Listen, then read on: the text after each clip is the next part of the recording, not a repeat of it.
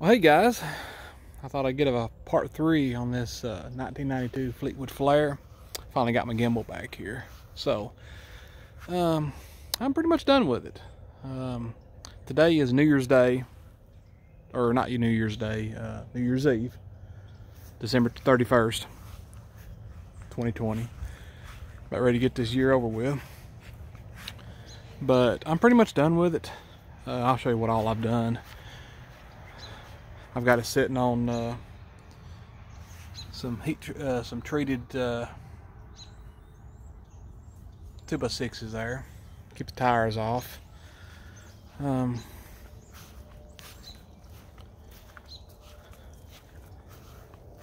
Me and my wife took this thing up here. That's the cover that I bought for it. I ain't even installed yet, but it's a little dirty. We put a backup camera. My dog loves to sit up in the seat when I open this thing up. But we put a newer backup camera on it. Put a new little level. Point it right there. Level thing there. The one on it fell off. There's one back here. I put the grill in the shower. I put a new toilet in it. The other one was cracked around the bowl, so I put a new toilet in it. The bed's kind of halfway made. But, yeah. We took this thing to... we live right outside of Chattanooga, so we took this thing to Smoky Mountains. Smoky Mountains is about, I'd say, a 2.5 hour drive from here, and we took it.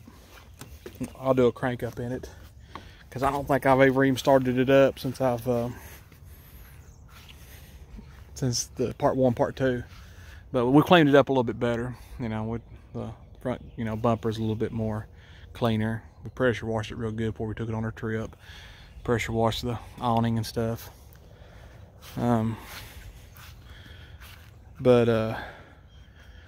We took it to the Smoky Mountains December 4th. That was on a Friday, to see the Christmas lights up there. I was going to stay 3 nights. And well, I said, you know, a good trial run on this thing. And about, I'd say, about 2 weeks before our trip, the weather, you know, was showing that the temperature was going to just fall off the deep end. It usually don't get cold around here until January. It might get mid-30s for the low, but it was going to be down like in the low 20s, mid-20s. And we thought about canceling our trip because we was going to tow this right here. It's our little 72 Volkswagen Beetle that we have. I've got another video on it. And because it's just easy to tow, it comes with a tow bar right here. And this, I've done work to it. It was just a bare tow bar, and I painted it. It had a 1 7/8" hitch on it, and I burned it off and put a 2-inch on it. Maybe hook up lights, put chains on it, safety chains on. I've done a lot of work to that thing. And then I did a lot of work to this thing, as in I put new tires on it, put new seat covers on it, got an 8-track player in it. You know, I did a lot of work to it to make it a little bit more presentable. I mean, even though the paint, we just ain't had time to get it painted or that point yet, but we was going to tow it behind the motorhome. And this thing don't, if anybody knows anything much about the Volkswagen Beetles, they don't, they have like they call a heater box on the exhaust, and a lot of the air leaks around the hood. And we took it on a test run about 2 days before we were on our trip. Or no, I think we were supposed to leave the Friday on the 4th, and then that Monday before we took this thing out and drove it around town. The temperature was already kind of in the low 30s then, and we took it out riding around town. We just shook our heads. We was like, I mean, the heater, but you could feel all kind of cold air coming around the radio, around the speedometer. Just, I didn't want to freeze to death of this thing. I mean, the heater worked fine. It just, all the leaks around the hood and stuff, it just blowed that cold air going down the road. You know, you sit at a red light, it was fine. But so we ended up renting a U-Haul tow dolly for 3 days, and we took, if you can see my Focus right over there, there's my F-250, but my little black Focus over there. My wife has a Mazda 3, and she's gone right now, but her car is a little bit more top end or higher end car than my Focus. So I told her, I said, it's a nicer car to drive. I said, well, tow my Focus, because I didn't want to something, you know, I don't want her car to come off the dolly when we're going down the road and it crash or whatever. I'd rather have it happen to my car than her car, if that makes any sense. So we'll walk back here in the back. So we did that, and it cost us, you know, around 200 bucks or 170 something. It was close to $200 to rent that thing from, like, I picked it up Thursday night and then dropped it off Monday when we come back. There's my little backup camera. It had one on it, but it just wasn't very high quality. But so yeah, I got the cooling unit. Open this thing up here.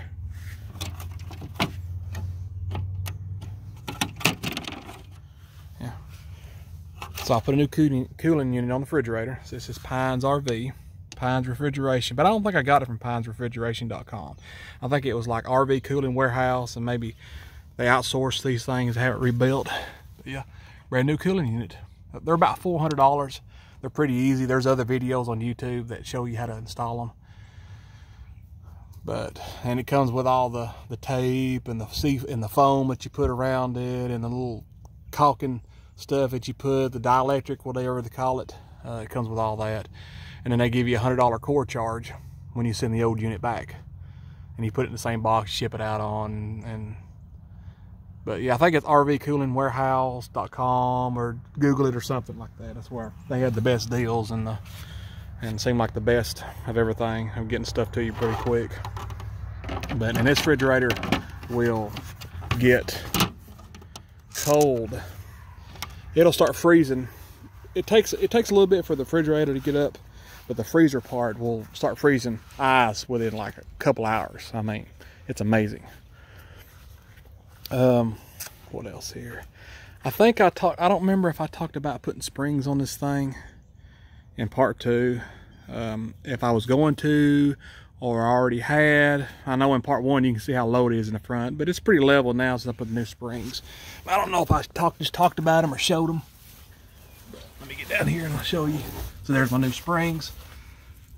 That's the only upgrade I've done, is because it just sits so low in the front. And I eliminated the airbags in the front. I just left the airbags in the original springs and I tossed them. But those are from Super Steer. They're around, I don't remember how much they was, but what you do is you go and have your motorhome weighed, and right down the road is a Love Station that has a cat scale that weighs the front and the back and then weighs the whole thing. And you buy the springs for how much the thing weighs in the front. And this thing weighed 4,600 pounds in the front with just me in the cab.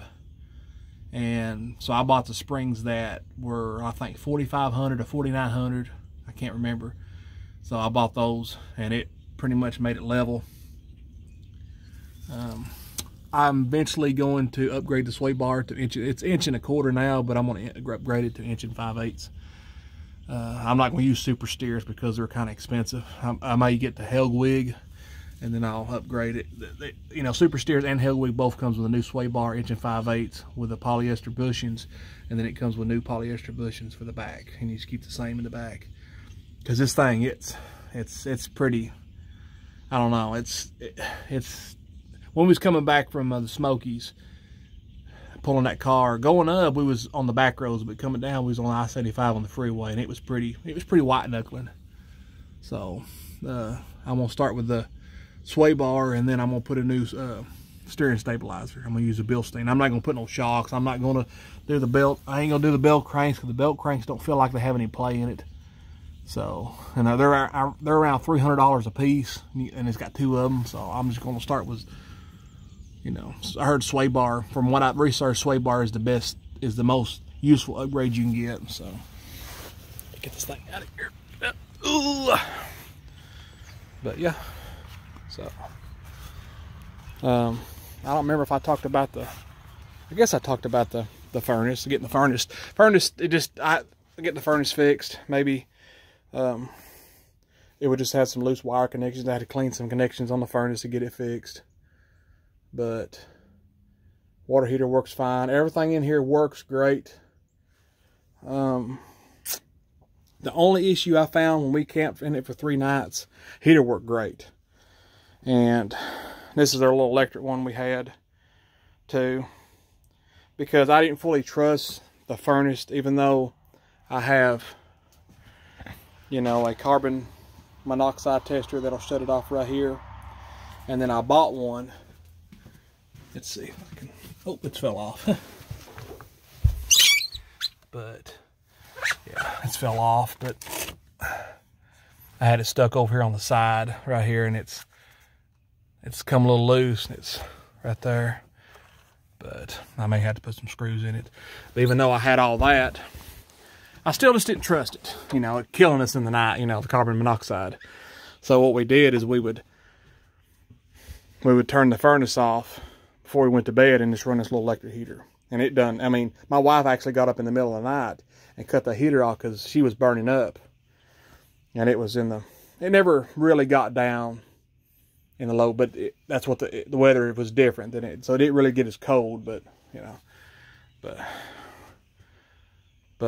the only thing I've got to do to this thing, oh, I think I remember talking about in part 2, maybe, that the water pump didn't work. And I had bought it, and I was going to just wait till the spring maybe to fix it, but I decided to fix it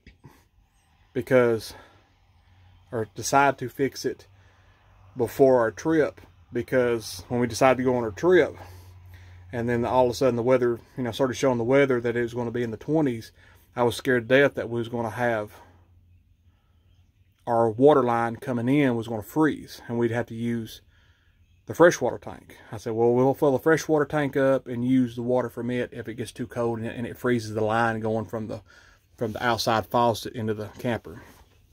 But it never got to that point. But so come to find out, my water pump worked fine. It was just the hose was clogged. It had some plastic shavings in between the freshwater tank and the pump. So, you know, go figure. And I actually had already bought a brand new water pump, so I just sent it back. Got my money back on it because the original worked fine. It was just clogged. And I don't know. I guess those shavings come out of the tank, maybe. I don't know, but that's what was wrong with it. And that's why I would never pump no water. But let's crank this thing up now. I haven't cranked it. Today is December 31st, and I backed this thing up here, I don't know, right after we got back, maybe 2 or 3 days after we got back. So this thing's been sitting here since maybe I think we come back the 7th, December 7th, that was that Monday, so maybe the 8th or 9th, I backed it up here, and it's been sitting here ever since. So let's do a cold start on this thing. I ain't going to pump the brake. All right, here we go.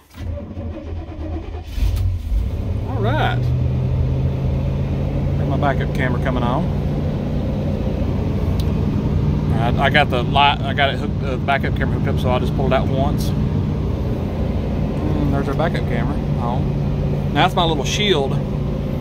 Looks like the top of the screen's out, but it's not. That's my little shield, because when we were headed up to the Smoky Mountains, it was pouring down rain. I mean, I couldn't even hardly, so I pulled my little shield down to help protect, and it kept some of the rain off of it, you know.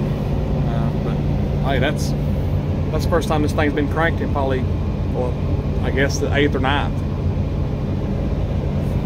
It runs just super great. Let's pop this thing open here.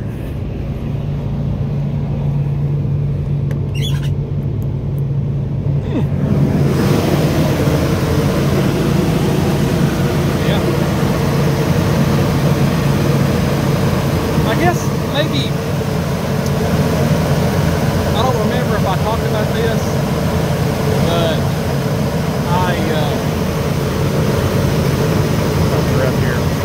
rebuilt the throttle body in this thing. I cleaned the two injectors, put new gaskets in the throttle body.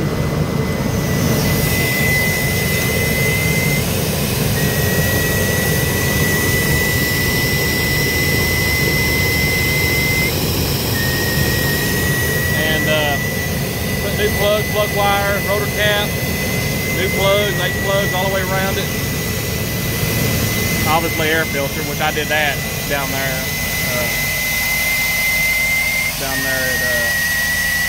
Macon when we picked this thing up. Runs great. Purrs like a kitten. I mean, other than trying to start it, I can't tell the difference between a throttle body and then the Vortex fuel injection they come out with in like 95, I think. Because it starts, you know, usually those start right up, then you turn the key over. This takes a few minutes to start up. So sometimes it's like a carburetor, it's kind of cranking it up. But once it's running, I can tell the difference between throttle body and the Vortex. So, yep. It whistles like that. I don't know why it whistles like that, but it runs like a top. It'll go 65 mile an hour down the road, no problem. But it's got some handling issues, which I was talking about upgrading all that, or the front end on it. Which I'm not going to just throw money at it like some people do. I'm just going to start out doing that because it's got a little bit of tail wagging, which I had the fuel tank full and the fuel tank full and the freshwater tank full, so it added a lot of weight to the back. So, you know,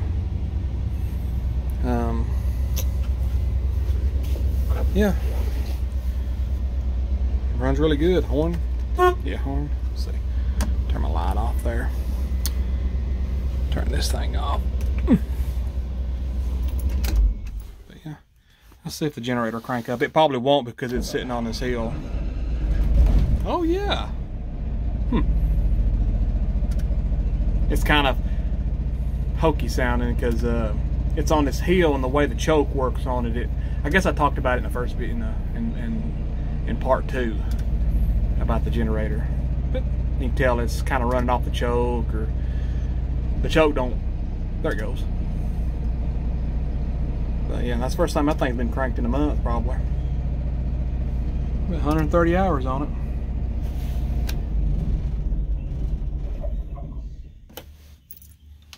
But let's get out of this thing.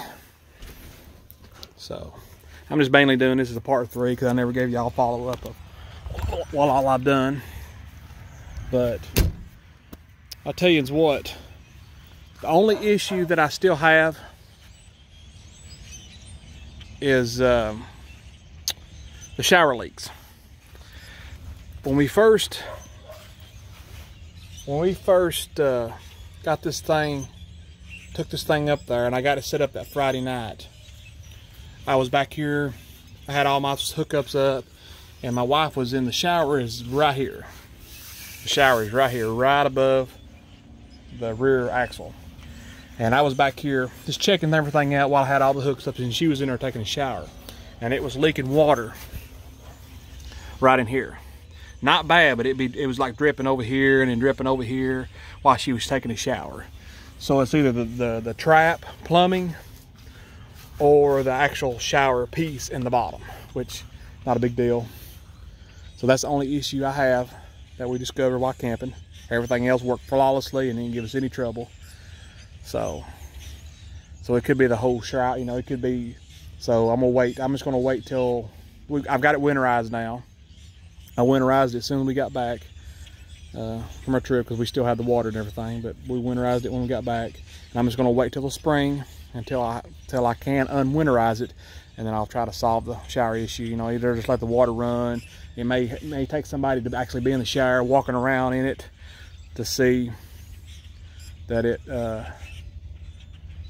it's actually leaking. It might take some, you know, actual weight. And I'm wanting to upgrade the headlights to like LEDs. These headlights just don't, you know, they just don't put out like they should. So I'm gonna do some kind of upgrade for LEDs at the front of this thing. And what else is there more to say? And I have, there's our last name, so that's for a little tag in the front. But yeah, guys, that's where we're at on it. Pretty much done with it. So this is probably a final part on it, part 3 and final thing on it. I don't know if I was filming any kind of shower, working on a shower in the spring, but I'm going to try to do some better videos on actually when I actually buy something and kind of show me. I'm real bad on just doing all the work and then after I finish showing you and just walk around talking like I just did on this. But so we'll see, guys. I'm gonna try to, maybe the next project I get, I'll film it all the way through like some of the other YouTubers do and show you how to work on it and put it up on a tripod and show me actually working on it and doing this, doing that to it. But for now, guys, I'll catch you later. See you.